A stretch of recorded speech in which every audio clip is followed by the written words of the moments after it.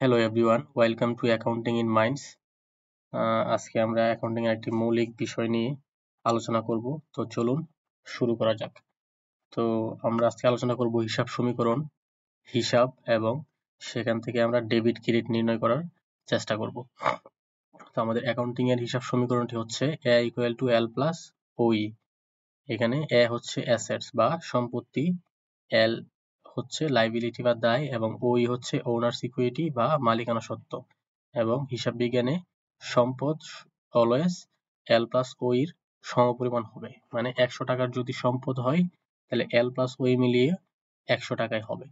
তো এটা একটা এক্সটেন্ডেড ভার্সন আছে, চলুন সেটা দেখি আমরা। এক্সটেন্ডেড ভার্সনটি হচ্ছে A equal to L plus C plus R oblique I minus E minus D oblique W. তো এখানে এ ইকুয়াল টু মানে অ্যাসেট সম্পত্তি, এল মানে হচ্ছে লাইবিলিটি বা দায়, সি ইকুয়াল টু হচ্ছে ক্যাপিটাল বা মূলধন, আর অবলিক আই হচ্ছে রেভিনিউ অবলিক ইনকাম বা আয়, এবং ই হচ্ছে এক্সপেন্স বা ব্যয়, এবং ডি অবলিক ডব্লিউ হচ্ছে এখানে ড্রয়িংস বা উইথড্রোস।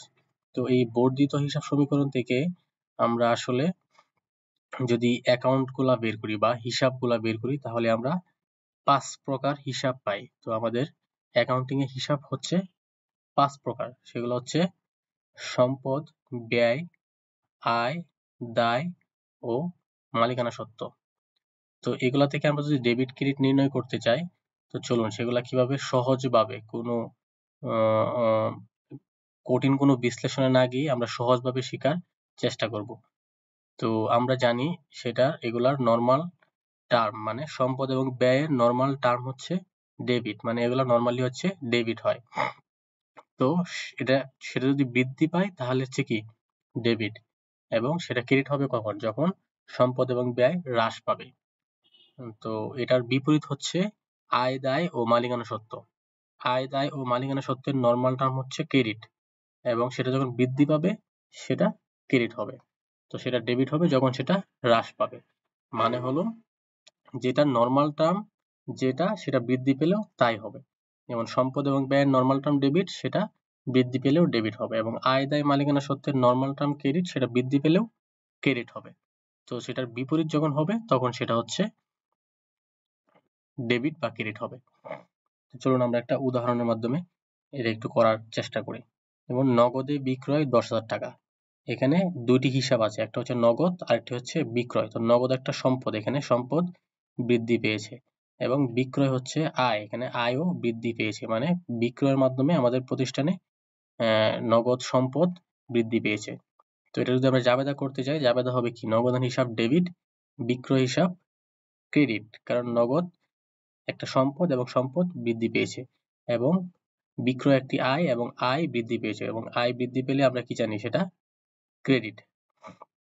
তো এটা যদি আমরা হিসাব সমীকরণে এটার প্রভাব দেখতে চাই, তাহলে এখানে নগদ হচ্ছে একটা সম্পদ, মানে হচ্ছে এ বৃদ্ধি পেয়েছে আমাদের 10,000 টাকা, এবং এল এখানে নাই, এল জিরো, প্লাস ওই মানে ওনার্স ইকুইটি, বিক্রয় জানি একটা আয় হিসাব, বিক্রয় হচ্ছে একটি আয়, এবং আয় হচ্ছে মালিকানা সত্ত্বরই একটা অংশ। আয়, ব্যয় এগুলো হচ্ছে কি মালিকানা সত্ত্বরই অংশ, আয়, ব্যয় এবং মূলধন। তো এখানে বিক্রয় 10,000 টাকা বৃদ্ধি পেয়েছে, মানে ওই 10,000 টাকা বৃদ্ধি পেয়েছে।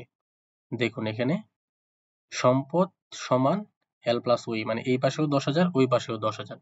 এভাবে প্রত্যেকটি জাবেদা যদি আমরা বিশ্লেষণ করি বা হিসাব সমীকরণের প্রভাব দেখতে যাই, তাহলে প্রত্যেকটি হিসাব সমীকরণেই মিলবে, মানে সম্পদ সমান সমান এল প্লাস ওই হবে।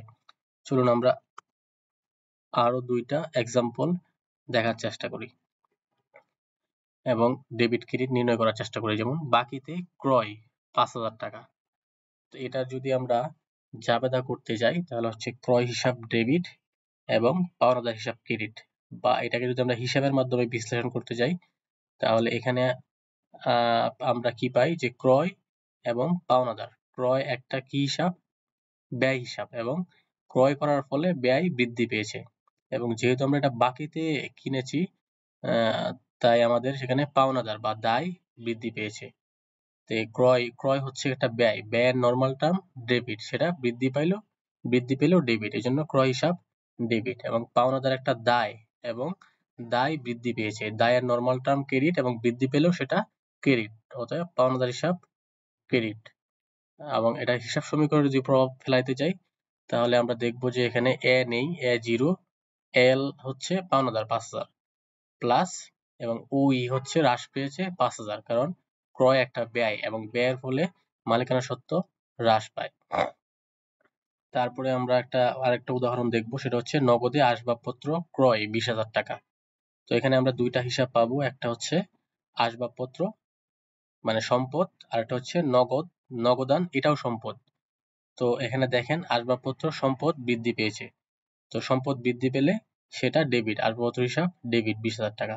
এবং নগদান, আমরা সম্পদ আসবাবপত্র ক্রয়ের ফলে আমাদের নগদ টাকা চলে গিয়েছে মানে হ্রাস পেয়েছে, এবং সম্পদ হ্রাস পেলে আমরা কি জানি যে সেটা ক্রেডিট হয়।